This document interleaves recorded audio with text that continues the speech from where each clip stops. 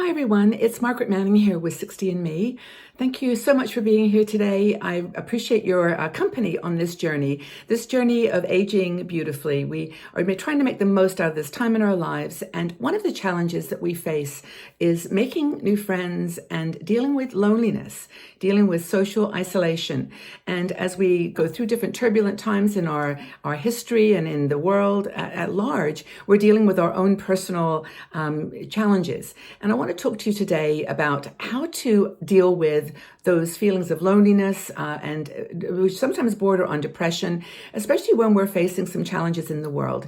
And we asked our community, our 60andMe community of women. We reach about 500,000 women now on our website. And we have other channels where we have conversations, like our Patreon channel, which is a sort of a VIP exclusive club where we get together in a smaller group and talk about things in a more private way. You can check that out if you'd like to join us. It's just a place where we can be friends.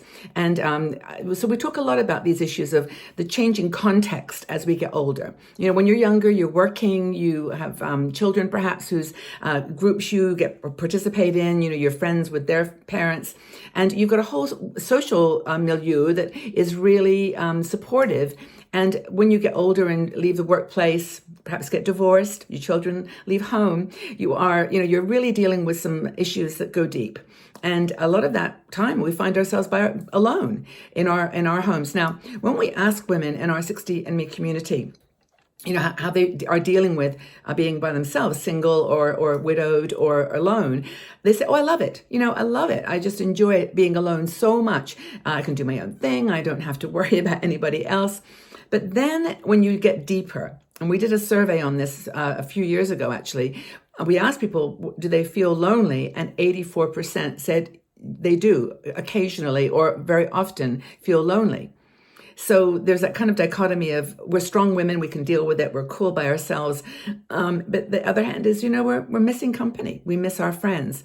And when it gets to the point where you're feeling isolated and you're not going out just because you are either just kind of, you know, whatever, I don't even feel like it, or you are just not interested, then maybe that's bordering on something beyond just aloneness, which is okay, and moving into a loneliness thing. And I know, as you know, as we go through different challenges and bumps on the road in the world, we may find ourselves spending more time at home as we get older, just because it's a safer, calmer, more predictable environment.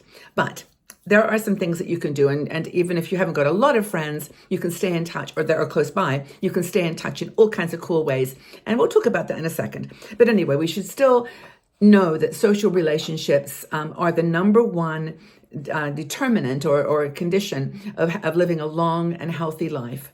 We need friends, we need connections. And if we're feeling alone and cut off from the world, it's really useful to take some advice. So what did our women say? What did they actually say? Well, I loved their advice, and we wrote this in an article which you can review. But the reason I love it is that the responses were actionable. We are like action women. We do stuff because it can be done. There's something practical that we can offer. And a lot of them you'll think, oh, well, that's just kind of, you know, just normal things that you might do. But hey, there's no magic bullet here. It's not like I can say, do this or say this and you're not going to feel lonely anymore. You know, it's like a change in your lifestyle. It's the way that you engage with friends in the world. So here's what people said, and I won't mention any names or anything. I'll just list them all out, and you might find a little jewel here, just something that, you know, that really calls to you. And yeah, that's a cool idea. I can do that. So, with friendships in general, it's no good looking for them in weird and wonderful places online. Even dating sites, I must admit, I'm not a big fan. But, you know, maybe you found that works. But it's going to the places that you love to go. So some people say, you know, take a class. You know, do something that you love. Go out and take a class, cake decorating or medieval history, whatever it is. Go to meetup.com and just take a class or attend a get-together with something that you love. That's one of the things that people said more times than ever. And I use Meetup for a lot of things, and I love it. I've made some good friends quite honestly, I've started 2 Facebook meetup groups myself, and one was on people who love to take train journeys, and we all went on little trips every few weeks. And then the other one was what was the other one on? But, they're all women. It was knitting, a knitting group, and you can do book clubs, but do something you love. That will attract you to the people, and don't be afraid. Even if you're the only person who shows up, it doesn't matter. Just try. The next thing that someone said was volunteer at your local humane society. Kitties and dogs are great cuddlers, and they're actually, there to, they can help you a great deal, just getting the touch that you need. It's really important to physically connect. Another thing someone says, they just call up and say, let's go to a movie. Or I'm coming over, let's watch this Grace and Frankie. Let's watch some silly comedy sketch. And don't give them a chance to say, but, just go. Just go over. Or you know what I'm saying, don't just show up uninvited, but just say, hey, can I come over? It's okay. Well, just an hour. We'll have coffee and cookies and watch a movie. I guess the point there is to reach out a little bit. To accept the outreach of your friends. Another thing, if a friend is feeling lonely, is to just call them up or email or text or whatever and say, hey, come on, you're my friend. I care about you. And just to say, I'm here for you. I understand you're going through a tough time. It's okay. And you could say, I've been there, but don't go on to your own thing. You say, hey, I'm here. Another thing another woman said to suggest was to do meditation or yoga. These are things that help relax and calm you. So that might be a good suggestion. Another person suggested that you join a walking group or go to the gym. And go to a gym, where there's dancing or maybe a Zumba class, or again, if you don't like gyms and you don't like, the exercises on the cardio or ellipticals, most gyms have other activities too, programs, sort of specialty activities. So that's another thing to consider. Someone else suggested that you join a group or church. Hey, you may not be a believer in the great sense of things, but you do know that people there are at least good people who are genuinely trying to find the way. Whether it's a Buddhist group or a Muslim group or just a what do you call them, like a broad spiritual based church that's not affiliated with the denomination. Just go and sit and sing and listen and just be there. You don't have to talk to anybody if you don't want to, but just fill your life with people. Another person suggested she said, just look in yourself in the mirror and say, hey, gorgeous, I love you. Just say that to yourself. And I have found that smiling is like the biggest thing you can do for your mental health when you look in the mirror, because you aren't going to look anything like you want to, or that you think you should, or that you think is going to be attractive to anyone or whatever. It's just going to be you.